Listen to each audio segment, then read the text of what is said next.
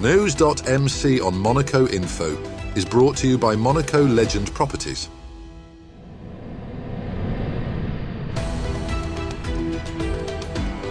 Bringing you news on Monaco's economy, culture, sports and more.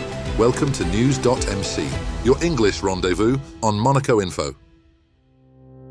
Coming up on News.mc, discover past week's top stories and meet the people who make Monaco. Hi, my name is Alexander Kraft. I'm the butler of Gassi, also the CEO of Sotheby's Realty France Monaco, and you're watching News.mc on Monaco Info. What's been making headline in the past week? The 34th edition of Sportel transforms Monaco's Grimaldi Forum into a global sports hub from Monday, October 28th to Wednesday, October 30th, gathering industry leaders, tech innovators and sports personalities. Organised by Laurent Pions of Monaco Mediax, the event features conferences on media rights, sports technology and fan engagement, with speakers like Gerard Piqué and Alibaba's J. Michael Evans. Over 800 exhibitors from 70 countries, while the Sportel Awards honour athletes like handball legend Nikola Karabatic.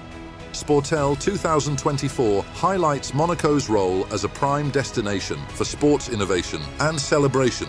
Sportel 2024 opened with AS Monaco legends and Louis Ducrouet unveiling Un Prince des Légendes at the Grimaldi Forum. The book honours His Serene Highness Prince Albert's charity football team, the Barbadjan, celebrating 45 years of sportsmanship and philanthropy. The event also teased updates for the Barbadjan Fight AIDS Cup charity match in January.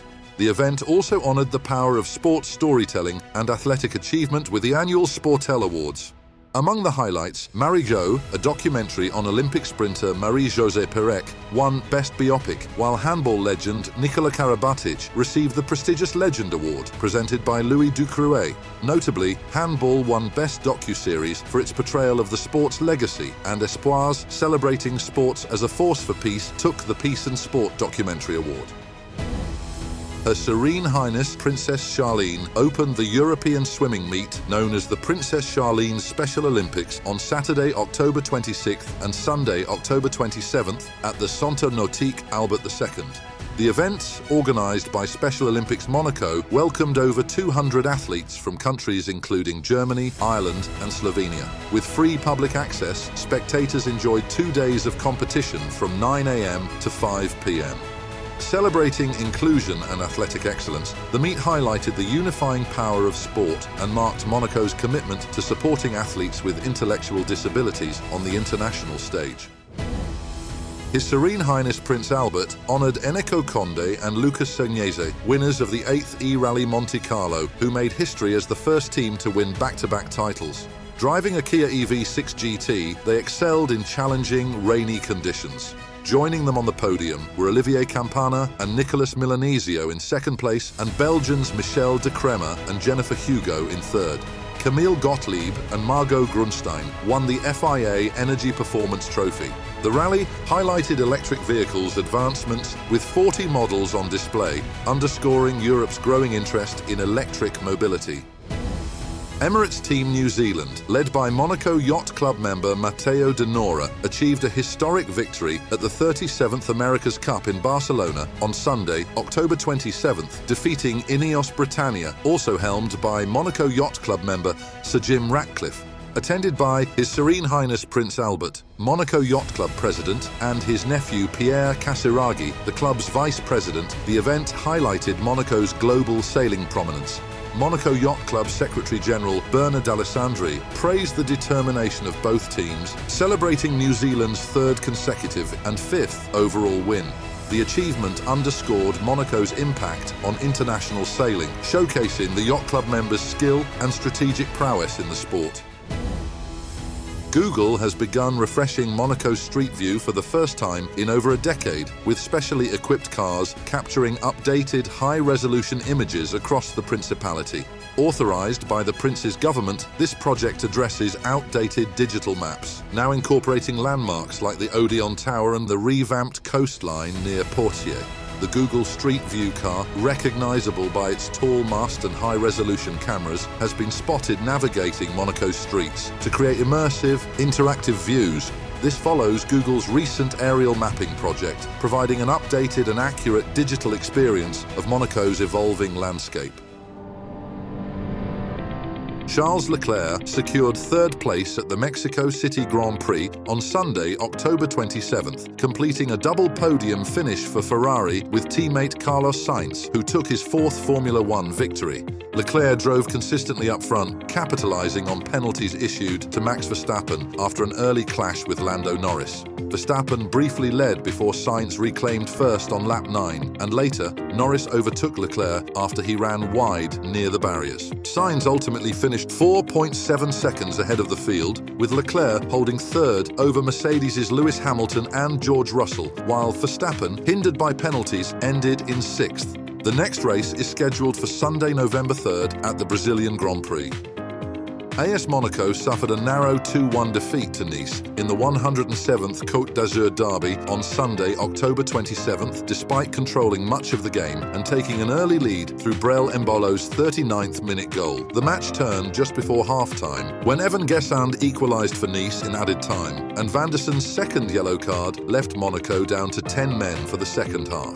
Monaco's defensive efforts, led by goalkeeper Radoslaw Majecki, were ultimately undone in the 71st minute when Gaëtan Laborde capitalised on a back pass error to secure the win for Nice.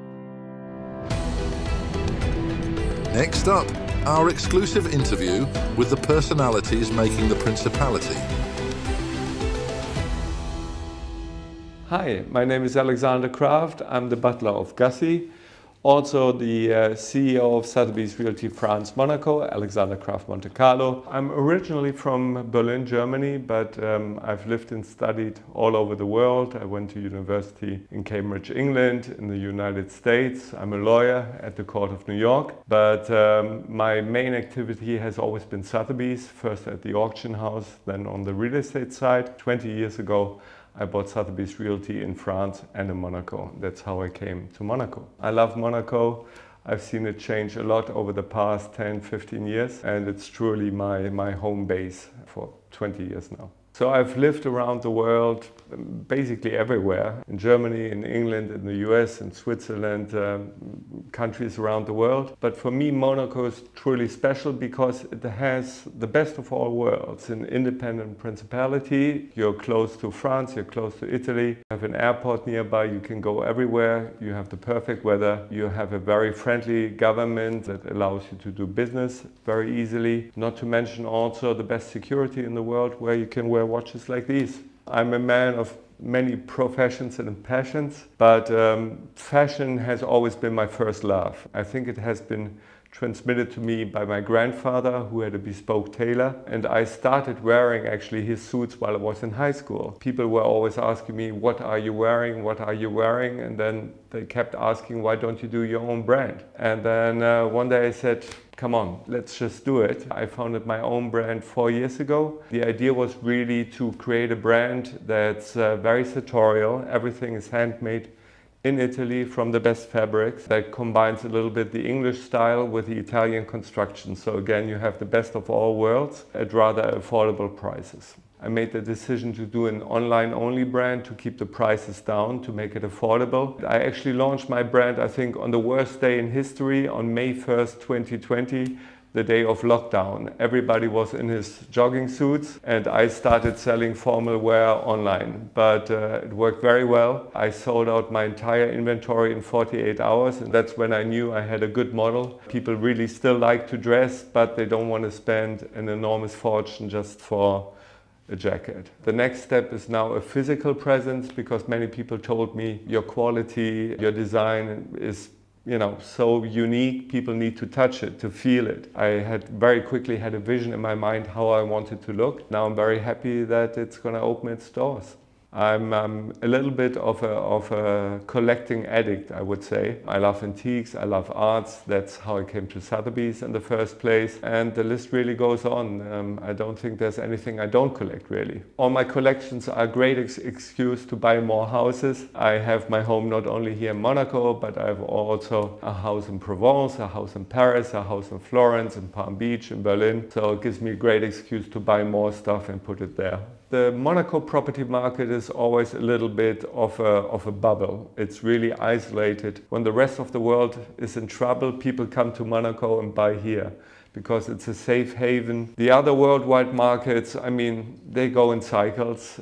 We had a very strong market during the lockdown. Then inevitably we see a market correction now in most countries, in France, in the US, in Italy, everywhere. I think the markets will go up after the presidential elections in the US. People tend to hesitate with their big acquisitions always before elections, but once they're done, the market usually goes up. Instagram is quite an interesting story. One day I was actually on the boat of one of my Italian friends, Diego della Valle of Tots. They said, Alex, why aren't you on Instagram? It's such a visual medium and we know you like to take photos. Right there and then I started to take my first photos and posts. I really keep it authentic. I mean, there's no professional photography. It's always taken by my assistant or by my girlfriend. People seem to like it, and I think authenticity is the key. I show the real lifestyle. I talk about the challenges also as an entrepreneur, not only the nicer things of life. It's almost become a job these days. It's again something I'm very passionate about.